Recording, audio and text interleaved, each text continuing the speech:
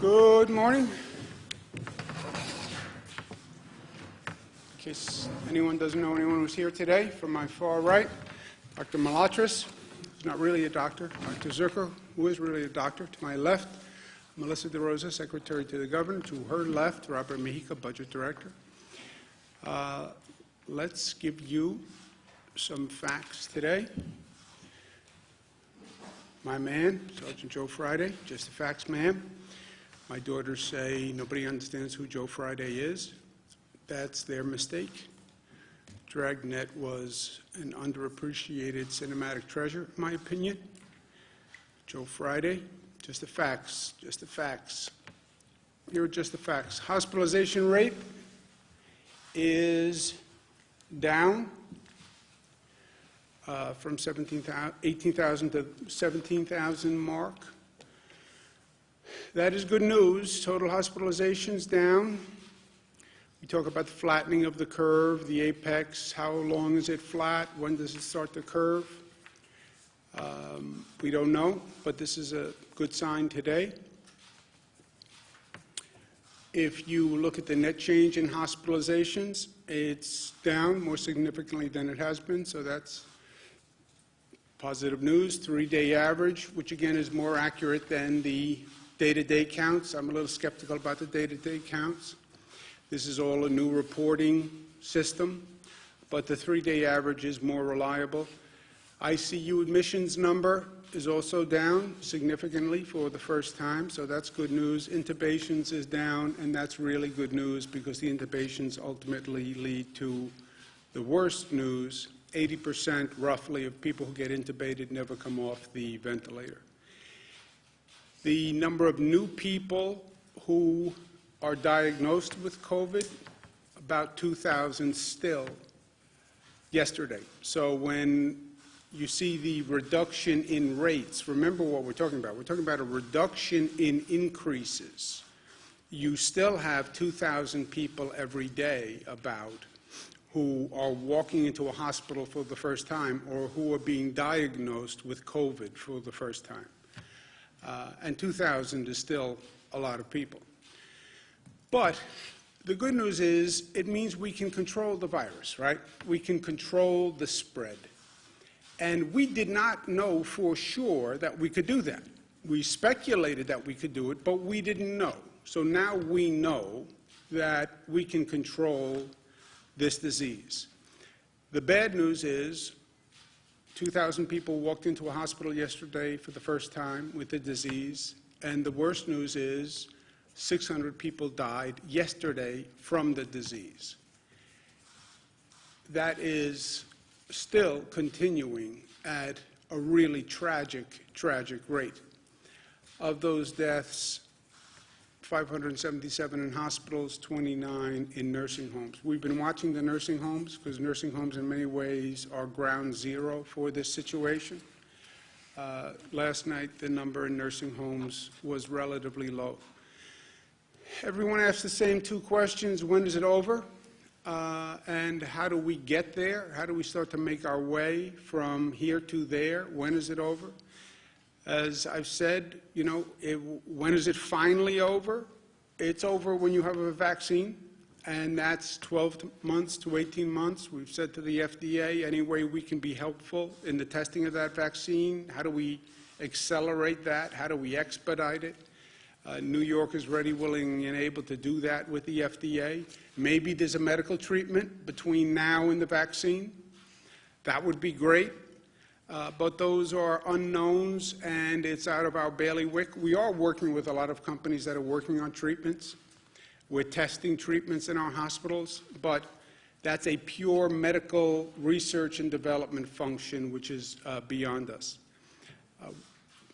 At the same time, how do we unpause New York? New York is now on pause. How do we unpause it?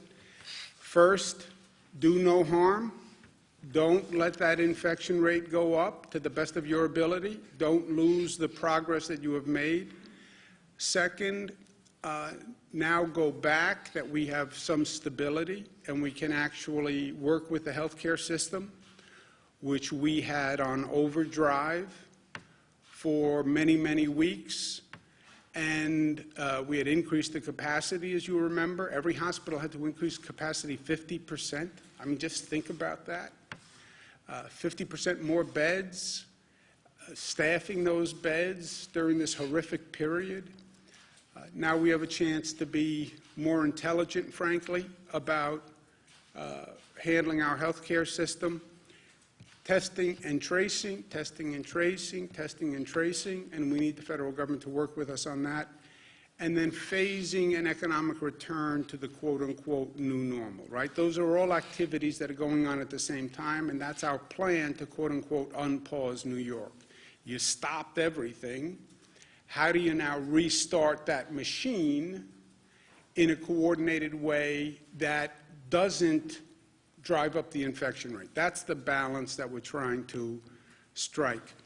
On unpausing and having businesses open, that is a nuanced question. There's no light switch. It's not all businesses go back tomorrow. It's what businesses, what do they do, what risks do they pose, and what changes can they make in their business to make them more safe. You know, this is not just government deciding. It's government deciding with private businesses who now have to take a look at this new normal, this new reality, and tell us how they think they can adjust to it. One of our questions in evaluations is, how essential is that business service, right? You have to start somewhere. Right now we have the economy working with what are quote-unquote essential workers. That's why the grocery store is open. That's why public transit is running. All right, so we want to start to bring the economy back, move up one tranche on how you define essential. What's the next level of essential businesses? Are there certain businesses that are inherently safer or can be safer? And then let's talk about how we reopen them and where we reopen them. And these are all questions that we have to work through on a case-by-case basis. But there is a matrix. And the matrix is how important is the business to society, how essential a service, and how risky is that business from a rate of infection. And obviously, the more essential a business, the lower the risk, the more they are a priority.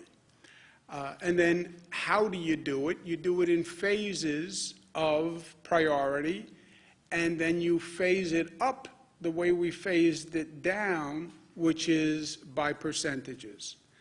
And this is going to be an ongoing process over the coming weeks that we're working through with the other states.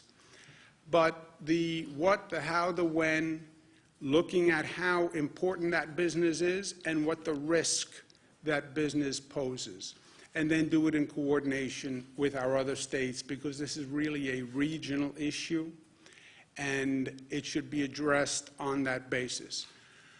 Coordinating with the other states doesn't mean we'll always be in lockstep, but we'll talk through everything first, and hopefully we're not doing something that's contradictory to another state. At a minimum. And so far, so good on that exercise. And that analysis is ongoing. But it's not going to be all about what government does, what government does. The private sector now has to think about what they do and how they do it and how they can do it differently in this new normal. Reimagine your workplace. And we learned a lot through this situation. People worked from home. Well, how many people can continue to work from home and the business still work? How do you socially distance in the workplace? Can you socially distance in your workplace? What are your new normal procedures and practices? How do you think you're going to get workers back and forth? And what precautions would you take? In the workplace, how would people work, and where would they sit, or where would they stand, and how do you do it without conference meetings, and how do you do it without gatherings? How are you going to interact with the public in a way that keeps the public safe, right? We're talking about businesses that pose a lower risk, tell us how you intend to organize and conduct your business. And can you do it in a way that poses a lower risk? And what would you do with your workforce to make sure if an infection happens that we can jump on it quickly? And then as we're going through all this planning, this is going to be a moment of transformation for society. And we paid a very high price for it. But how do we learn the lessons so that this new normal is a better New York? And there are lessons that we must learn from this because we do need to do things differently, or we can do things differently and we can do things better. Part of the way across that bridge is testing. It is the single best tool to inform decisions and to calibrate all of this. This new testing world is a new frontier for all of us. New York State has been very aggressive about doing testing. We set a very ambitious goal when we began, and I'm happy to say they did it. We've done 500,000 tests in 30 days. That's more than California, Florida, and Michigan combined. And this is all about figuring it out first and taking a system that frankly didn't exist and creating this testing system and this testing regimen. 500,000 tests in 1 month. It sounds great, and it was great. It was a great accomplishment. And congratulations to everyone who put it together. But when you think of 500,000 tests in 1 month, and then you compare it to the fact that you have 19 million people in the state, you have 9 million workers, the 500,000 doesn't sound so big, right? So we have many questions to answer. Where do you test? How do you get the supplies? How do you coordinate the private labs? How do you coordinate the demand going to these private labs, right? Everybody wants testing. Private sector companies are calling for testing, and they're going right to the labs. Everyone is going right to these labs, and 50 states are competing, and the federal government is buying product from these labs. This has to be figured out, and it can only be figured out in partnership with the federal government. On top of that, once you go from testing, you have to trace every person who comes up positive. Trace means investigate. Investigate all those prior contacts. And then one contact, you test that person, leads you to another person. So the tracing investigators are really assembling an army that does not now exist. I spoke to the White House again this morning about it. I understand that this is a problematic area and the federal government's not eager to get involved in testing. I get that, but the plain reality here is we have to do it in partnership with the federal government. You're talking about supply chains that go back to China. A state does not have the capacity to do that. And there's no reason why you would have 50 states each trying to figure this out on their own, competing with the federal government, competing with the private sector. So I'm very much looking forward to the federal government's willingness to tackle this, understanding that it will be imperfect at best. But if we work together, we can do better than any of us could do alone. And that's what this is all about. You're not going to achieve optimum performance. You can't put together this national system with perfection. So people are understandably reluctant to get involved. But understanding the risk and understanding that it's never going to be done perfectly, if we work together, we can do better. And that's what we have to actually accomplish. We have to strengthen the healthcare system. Our surge in flex, which is the first time we've ever called upon all these hospitals to work together and coordinate. Every hospital was basically its own enterprise. and then we go back and say, well, you all have to work together and coordinate, and we're going to help you coordinate. It was first time that's ever happened. We understand about a stockpile like we've never understood before. We understand about sharing resources like we've never understood before. And we understand about sharing among states and how good people were to New York when we needed it, and states stepping up and sending us ventilators. And I said, New Yorkers, don't forget, and New Yorkers are the most generous and most gracious, and we'll be there when people need help. New Jersey is still looking at their curve rising. The wave hasn't crested in New Jersey. They're our neighbors. Anything we can do to help. I've told Governor Murphy all he has to do is ask. We're here, and we're going to send 100 ventilators to New Jersey. But the key to all of this, the calibration, is the infection rate. And this gets a little technical, but I need people to really understand this. Why don't you open tomorrow? Because we're afraid the infection rate will go up. And everything we've been doing is to slow the infection rate. Well, how do you track the infection rate? We don't. We don't track infection rates. We see hospitalization rates, which are different. A hospitalization rate is a person who got infected and became seriously ill, so they had to go to the hospital. But we don't know how many people have been infected or are getting infected. We only know at this point how many people walk into a hospital, okay? Or how many people get tested in a nursing home. If you have advanced testing, then you'll have a better idea what % of your population has actually been exposed. That's what the antibody testing is all about. But the key is, as you're making this calibration on the reopening of the economy, as you're bringing more people out of their homes, how fast is that virus spreading, and how quickly is that infection rate rising, right? Dr. Fauci said early on that this virus spreads. It does it very well. And we know that, and we've learned it the hard way. The rate of infection is everything, okay? All those early projection models assumed a higher rate of infection, a higher rate of spread.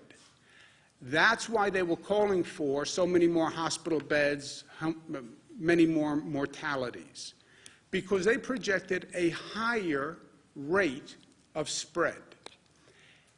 That has not happened so far. Caveat, so far.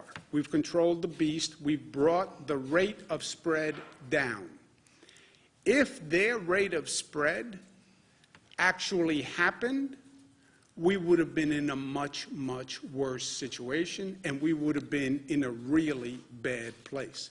I mean, their projections were staggering, and it didn't happen because we slowed the models. But remember what they were talking about. CDC, which is supposed to be the preeminent source, 160 million to 214 million people infected, they were projecting. That was only March 13th.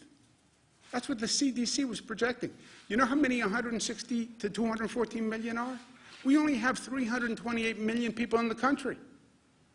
They were projecting more than half of the population, and maybe 2/3 of the population infected.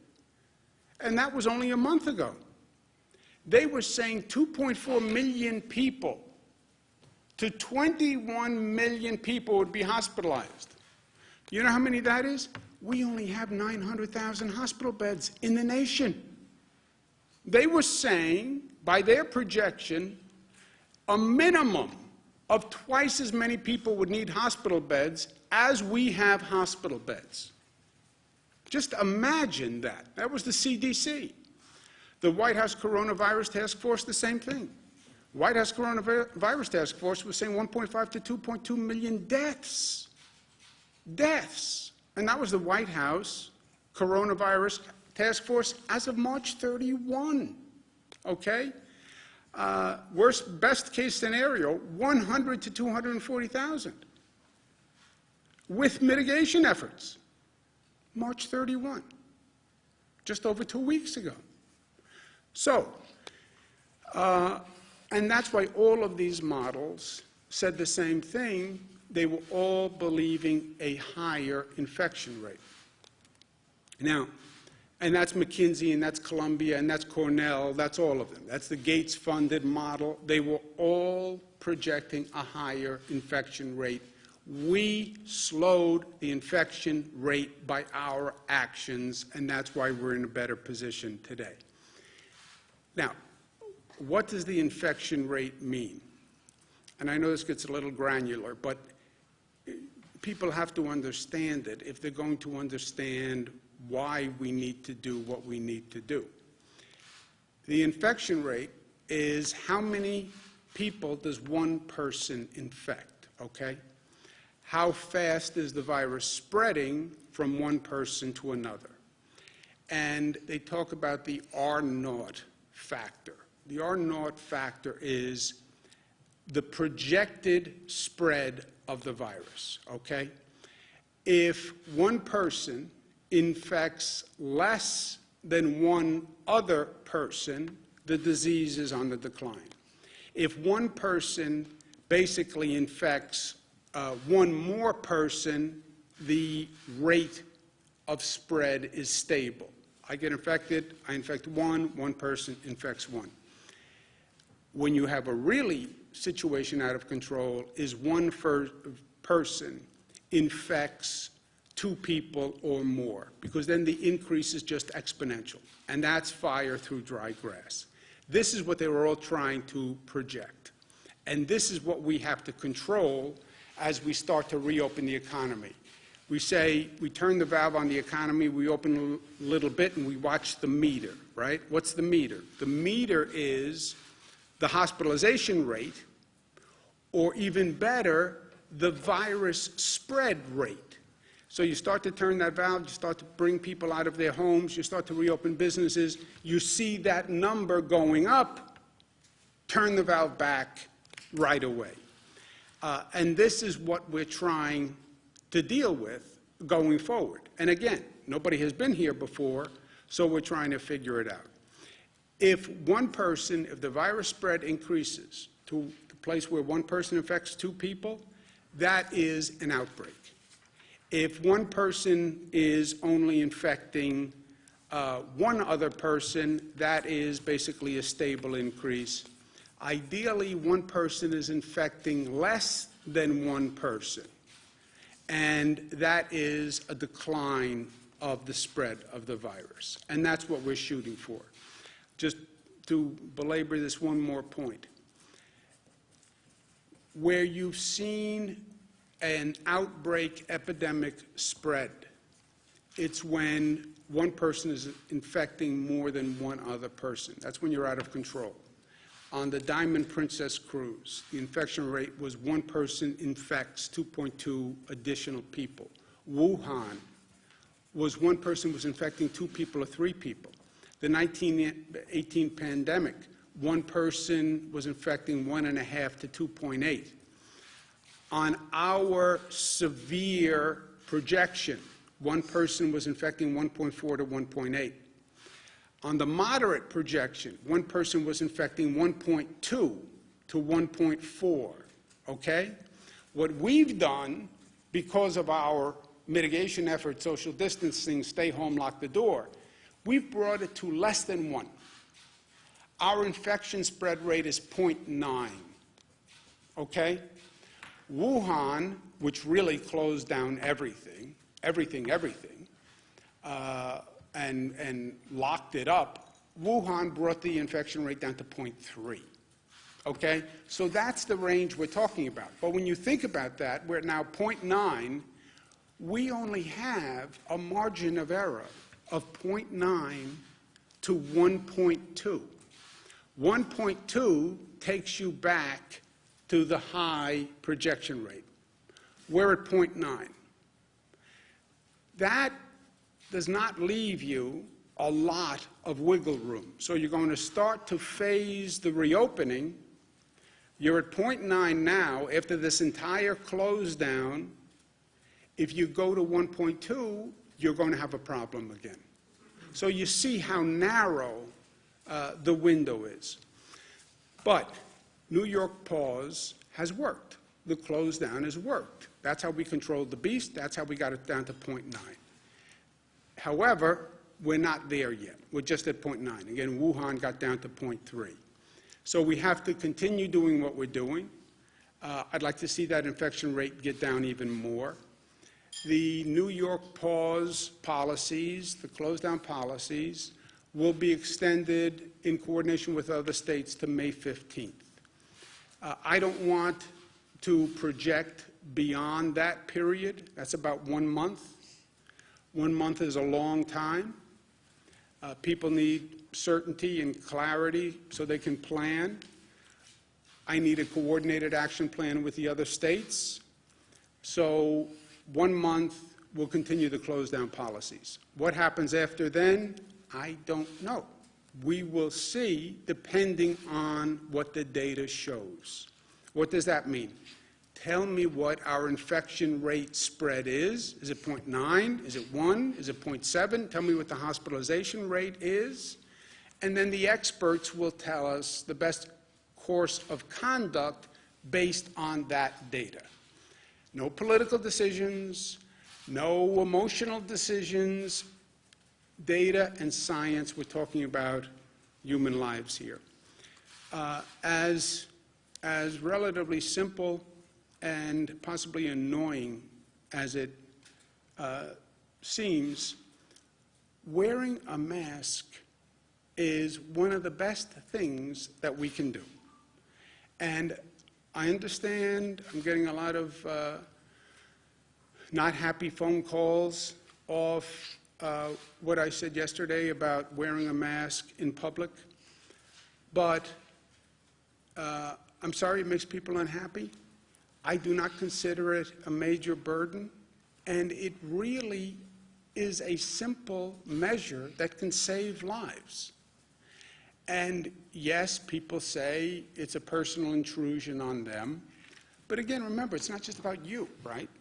I have rights also, and my kids have rights, and your kids have rights, and you have a right for another person to take reasonable safeguards not to get infected.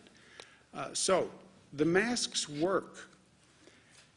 We said in public today, I'm going to include public transportation systems, private transportation carriers for hire vehicles, any operator of a public system, an operator of a private carrier, and for hire vehicles must wear a mask at all times. What does this mean? If you get on a bus, you need to wear a mask. If you get in a train, you need to wear a mask. If you get into a private car service, Uber, Lyft, the operator needs to wear a mask. If you get on a private bus, the operator needs to wear a mask, and you need to wear a mask on a private carrier. So is this inconvenient? Yes, but you're in a closed environment by definition. You're not socially distancing by definition. You're the front seat of a car to a back seat of a car. You're one seat in a bus to another seat in a bus. This is a precaution for everyone that I think balances individual liberties with a social conscience. This will go into effect Friday, 8 p.m. Ultimately, what determines the rate of infection? You do, and I do. That's what this all comes down to, as simple as it sounds. It's not about government. It's not about anything else. It's about what people decide to do and what people have decided to do. They have brought this infection rate down. It's that simple. Nurses, doctors did a phenomenal job. First responders did a phenomenal job. Essential workers did a phenomenal job. But that rate came down because people changed their behavior. That's what happened. It is about the behavior of our people. It's that simple. It's our behavior. It's our level of discipline. It's how we educate our children. It's how considerate we are of others. What we're willing to do to safeguard others' health in our community. That's what makes all the difference on what we're doing. And it is the simple things. It's wearing a mask, it's washing your hands, it's the hand sanitizer, it's the social distance, it's making sure your children understand what to do, what not to do. It's all of these simple procedures that seem almost insignificant, but on a collective basis make all the difference in the world. And it is making smart choices. I want to get out of the house, I'm going crazy, I need to do this, I need to do this. I know, but be smart. Be smart. And engage what you're doing relative to everyone else and relative to the overall goal. But I will tell you, and I don't know that people truly appreciated this. I don't know that I did. Of all the unique aspects that we have learned going through this, the most positive and the most surprising to me has been how people have responded. The policies that I have communicated are not worth the paper they are printed on. I could stand up here as governor and say, we must do this, we must do this, we must do this. These are some of the most life-changing policies government has ever issued. Think about it. This is not government saying, here's your tax rate, here's age of voting. This is government saying, stay in your house, don't touch another person, wear a mask. Government, I don't even have the ability to enforce these measures on any scale if people said, I'm not willing to do it. These policies, which are difficult, which are life-changing, they are being implemented by people because people are choosing to do the right thing. It is that simple. And what this is all about, today, the masks on transportation. I trust in New Yorkers. You know, I believe if the facts are presented to the people in this state, New Yorkers will do the right thing. What is the right thing? There's always a right thing. It is the appropriate path that is socially and morally correct. And New Yorkers have a very strong right thing quotient. They know what the right thing is when they hear it. And all I'm trying to do is give them the facts and the information to explain why I'm suggesting these actions. They decide whether or not to follow them. I can't put a mask on 17 million people. 17 million people will decide whether or not they'll do it. But they have done it because they have the facts, they have the information, they understand the risks, they understand the rewards, they understand the consequences, and what they have done has worked. And it's brought this state forward, and it'll bring this nation forward. And that's New Yorkers at their best. And that's because we are New York tough, and because New York tough is more complex than the word suggests. It's smart, it's united, it's disciplined, and it's loving. And New Yorkers have proven that time and time again, every day for 46 days. Questions? Governor, let me